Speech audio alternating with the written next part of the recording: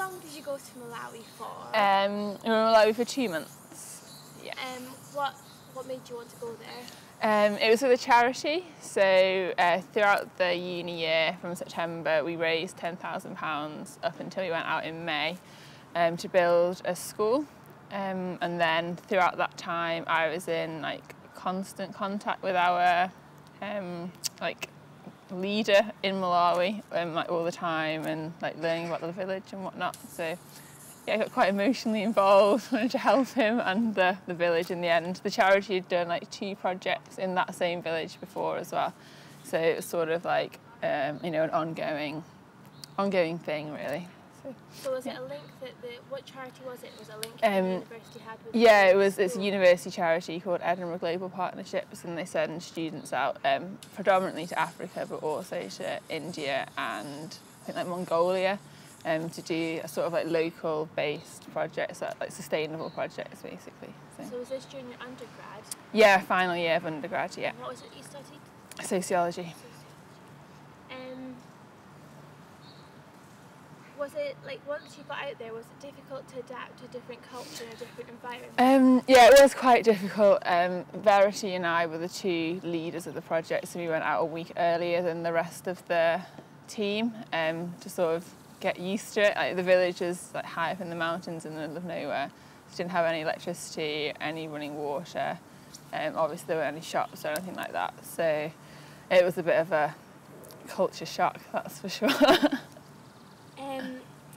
So for the 2 months, did you just like work to build the school, or was it just part of the school that you built? Or? Yeah, we built the whole school, painted it, all that sort of thing. There's 2 classrooms and a staff room, and then like a play area. We went really fast with the building, so we finished before time. So we managed to go sort of on a, I don't know, after 5 weeks we went away for a week, and then at the very end of the project I had to fly home for graduation, but the guys went away for about 5 days as well because we were so ahead of schedule. We went to Inkatha Bay, which is one of the bays on Lake Malawi, where basically anyone who's done a project in Malawi sort of goes and hangs out. It's like the party place for yeah, like volunteer tourists. So yeah, pretty much. It's just pretty wild. So. No, it was really good. Yes, we travelled around a bit and built the nursery.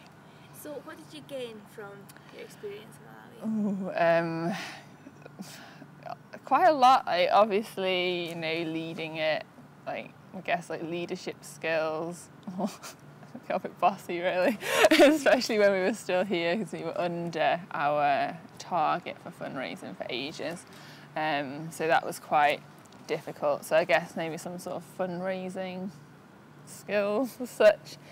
I don't know, like all those sorts of things like mixing cement and other random things that you'll probably never need again.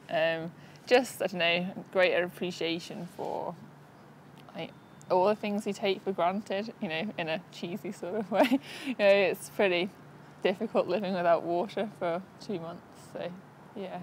Or what did you do there? There was a pump, but we had so you had to pump our water and I had to walk back with it on our heads, and yeah, I had to chlorinate it all, so it's just like drinking swimming pool water for 2 months, which wasn't so delightful.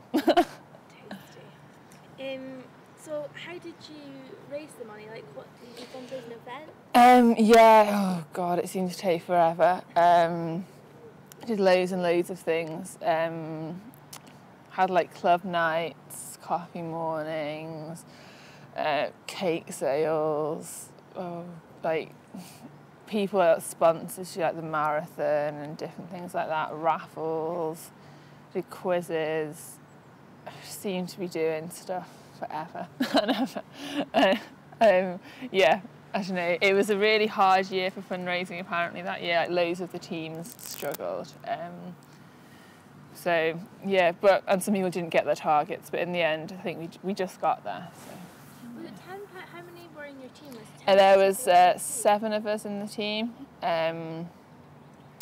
Yeah, but it was one of those sort of contentious things where it was felt that some people were putting in more effort than other people. So it was all got a bit fraught at times, but yeah, no, it all came together in the end. I think also, sort of, as with all those sorts of things, it's just who you know sometimes as well. So, like, we were lucky that a couple of our guys, like, their dad's company sponsored us in the end, that sort of thing. Whereas obviously if you didn't have those contacts, then it would have been harder to, you know, to raise the money that way, like the easy way as such. So you didn't have to put any money of your own in? No, we paid for all our own flights and well, I say accommodation as such, but that was all. Like, the Malawi costs were minimal basically. We didn't really spend, I don't know, that much money at all.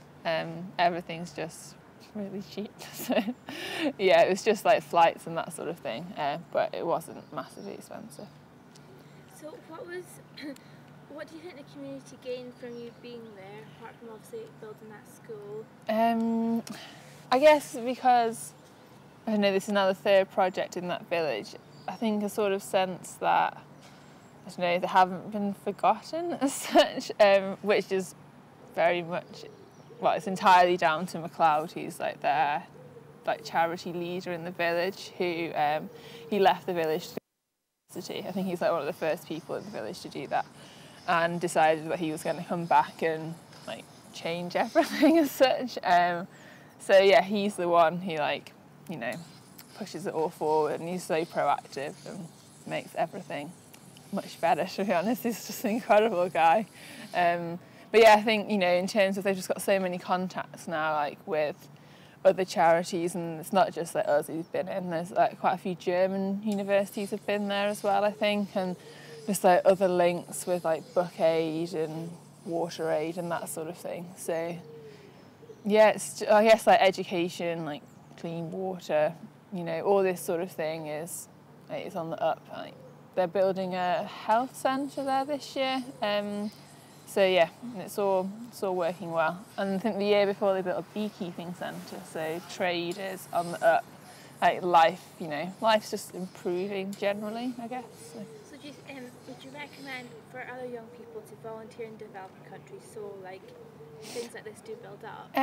Yeah, I would, but I think that there's, I definitely would, but there's definitely a sense that, you know, it's like, you can go there and take nothing away from it.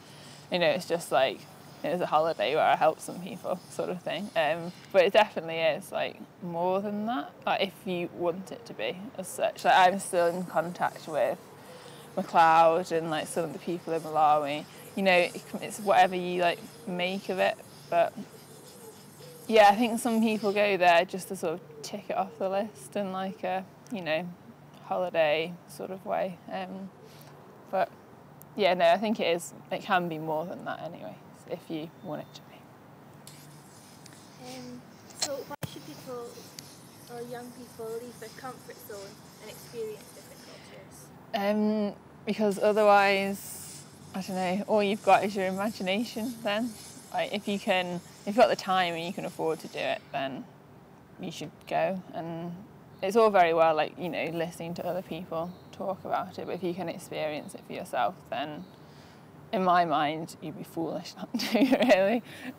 You know, it's good fun, meet great people. I don't know, you sort of change your perspective on life a little bit as well. Just, you know, help them open your own eyes to things aren't always as they seem.